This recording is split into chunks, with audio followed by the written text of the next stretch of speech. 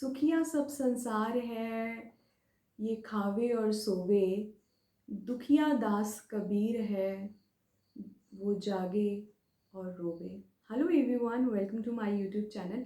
आज मैं आप सभी के साथ संत कबीर दास जी की लाइफ स्टोरी जो है वो शेयर करने जा रही हूँ। आई होप कि आपको ये अच्छी लगी हो। हम सब ने जो है वो बचपन में और कबीर दास जी के हिम्स को अपनी बुक्स में पढ़ा है और आज भी हम कबीर दास जी के दोहों को जो है अपनी लाइफ में यूज़ करते हैं। लेकिन बहुत ही कम लोगों को पता होगा कि कबीर दास जी का जो जन्म है वो किस तरह से हुआ था। तो आज उनकी जो लाइफ स्टोरी है बहुत ही प्यारी है और बहुत लंबी है। मैं सारी की सारी तो आप सबके साथ कवर अप नहीं कर पाऊँगी, जितनी हो सकेगी मैं उतना ही आप लोगों के साथ शेयर कर पाऊँगी।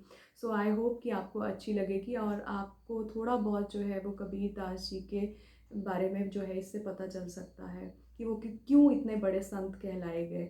कबीर दास जी का जन्म एक मुसलमान जुलाहा फैमिली में हुआ था और उनकी माता जी का नाम नूर अली जान और पिताजी का नाम माता जी का नाम नीमा जान था और फादर का नाम नूर अली जान था, जो कि कपड़े बुनाई का काम करते थे। और लेकिन ऐसा नहीं है कि वो उनके शरीर से जो है वो उनका जन्म हुआ था।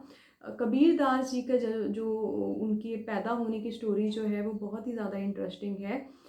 रामानंदाचार्य जी जो कि काशी में रहते थे, वहाँ पे उनके यहाँ पे एक ब्राह्मण जो था वो फूलों की सेवा देता था और उसके घर पे जो थे एक बाल विधवा बेटी थी उसकी। तो एक दिन जो ब्राह्मण था वो बीमार पड़ गया और उसने अपनी बेटी को बोला कि आज जो है मैं रामानंदाचार्य जी के पास सेवा कर के लिए नहीं जा पाऊँगा, तो प्लीज़ आज तुम जो है फूलों की सेवा लेके उनके पास जाओ। तो उनकी बेटी जो है वो रामानंदाचार्य जी के पास जाती है, उनसे आशीर्वाद लेती है, उनको प्रणाम करती है और उस वक्त जो है रामानंदाचार्य जी उसको बोलते हैं कि पुत्रवती भव। तो वो बहुत ज़्यादा घबरा जाती है और वो रामानंदाचार्य जी को बताती है कि मैं तो एक बाल विधवा हूँ और ये कैसे पॉसिबल होगा। आपने तो जो चीज़ और मुझे जो चीज़ भी आप बोल देते हो, हम सबको पता है कि या फिर तो आप वो चीज़ बोलते नहीं हो। अगर आप जो चीज़ जो है वो बोलते हो वो हमेशा पूरी होके ही रहती है। तो वो घबरा जाती है और रामानंदाचार्य जी को बताती है। तो रामानंदाचार्य जी बोलते हैं कि बेटी तुम थोड़ी टेंशन मत लो, कोई बात नहीं, अगर भगवान ने मेरे मुंह से ये निकाला है तो इसके पीछे कोई पर्पस होगा, तो तुम घबराओ मत, अब आराम से जो है वो घर वापस जाओ। तो इस तरह से जब वो वापस घर जाने लगती है तो जिस झोली में वो फूल डाल के लेके आई होती है, उसी झोली में जो है वो वो भारी उसको भारीपन लगने लग जाता है। तो जब वो झोली ओपन करके देखती है तो वहाँ पे एक छोटा सा जो है वो बच्चा होता है। तो वो इतनी घबरा जाती है और उसको समझ ही नहीं आता कि ये क्या हो गया, मैं जब मैं घर जाऊंगी तो मैं क्या बोलूंगी कि ये बच्चा कहाँ से आया।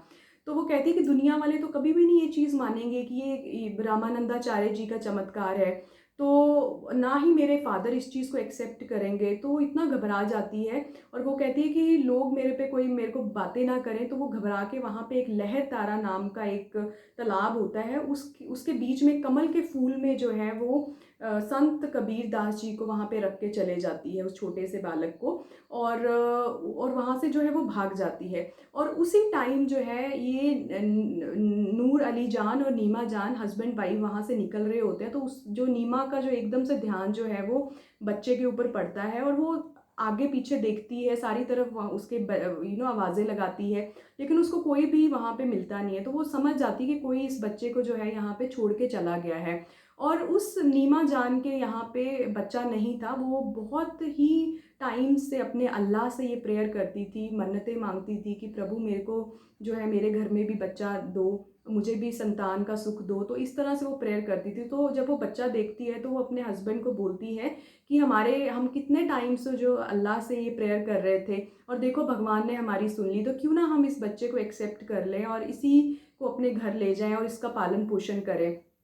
तो नीमा जान जो है वो अपने पति को इस कन्विंस करती है और नूर अली जान जो है वो मान जाते हैं और उस बच्चे को अपने घर ले आते हैं। जब वो अपने घर पे उसको कबीर जी को लेके जाते हैं तो वहाँ जाके वहाँ पे जाके वो बच्चा जो है वो कुछ भी दूध पी नहीं रहा होता है। तो वो बहुत ज़्यादा घबरा जाते हैं। वो अपने वहाँ जितने भी मौलवी होते हैं उनको बुला के लाते हैं कि अगर ये बच्चा दूध ही नहीं पिएगा तो ये ज़िंदा कैसे रहेगा।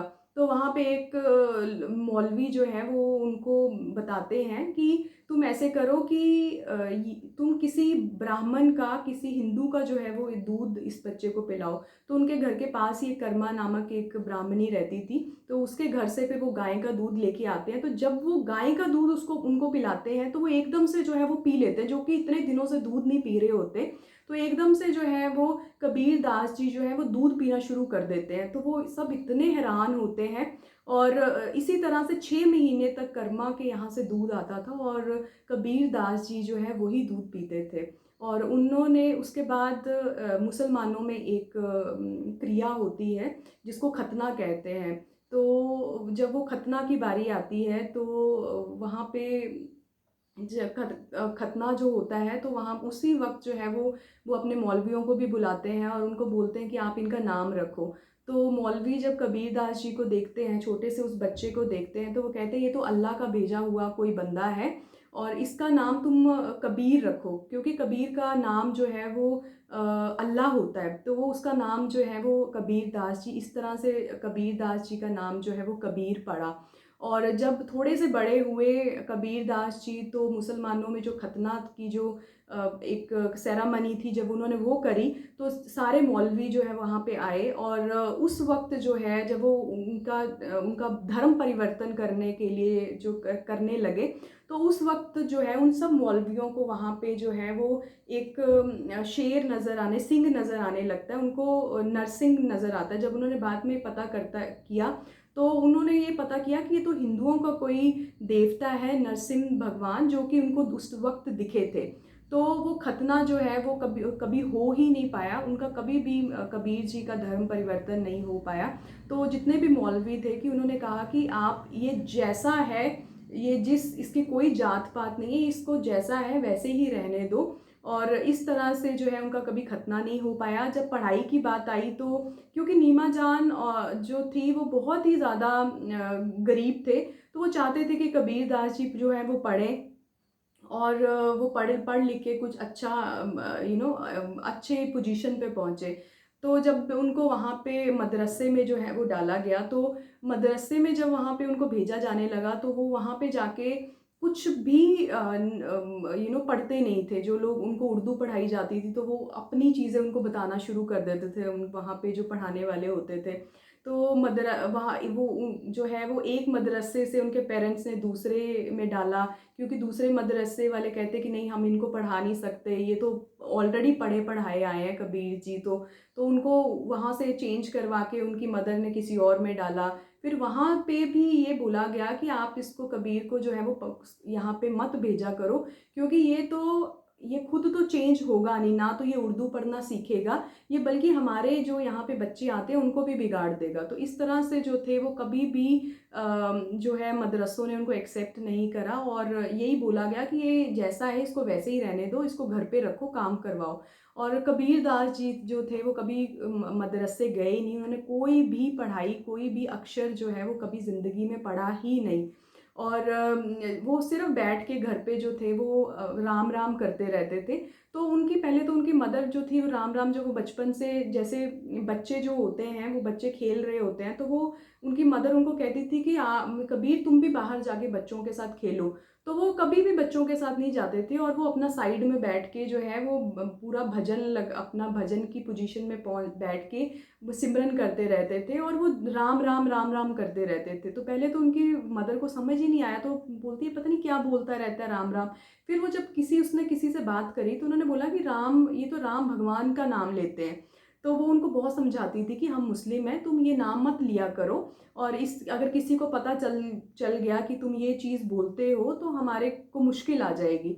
लेकिन जब उनकी माता ने उनको समझाया तो वो मुंह के अंदर बोलना शुरू कर देते हैं, वो ज़्यादा उसको ज़ोर से नहीं बोलते हैं। इस तरह से जो है वो कबीर दास जी जो है वो बड़े हुए। और जब वो बड़े हुए तो वो अपने फादर का ही काम में जो है वो हाथ बटाने लग गए।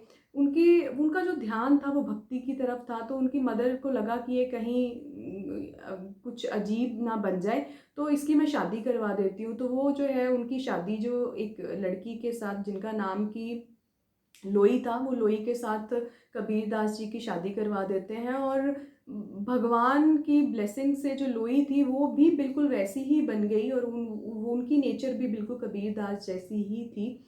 वो भी भजन बंदगी में बहुत ज़्यादा बिलीव करती थी। तो कुछ टाइम के बाद उनके फादर की डेथ हो जाती है, तो कबीर दास जी जो हैं वही सारा का सारा जो जो काम है, कपड़े बुनाई का काम करना स्टार्ट कर देते हैं। और इस तरह से जो है वो थोड़ा बहुत ही ज़्यादा तो वो नहीं बनाते थे, जितना वो थोड़ा-सा ही बनाते थे उसी को बेचते थे और उसी से अपना जो है वो घर का खर्चा पानी जो चलाते थे और ज़्यादा उनका ध्यान जो था वो भजन बंदगी में रहता था। ये जो स्टोरी है ये बहुत लंबी है, कबीर दास जी का जो कैरेक्टर है वो बहुत ही प्यारा और लंबा है। तो अगर इस पूरी स्टोरी को जो है अगर आप देखना चाहते हो तो प्लीज़ आप मेरा चैनल सब्सक्राइब कर लो और ज़्यादा से ज़्यादा शेयर करो और इसका जो नेक्स्ट पार्ट है आपको नेक्स्ट जो वीडियो में देखने को मिलेगा। Thank you everyone.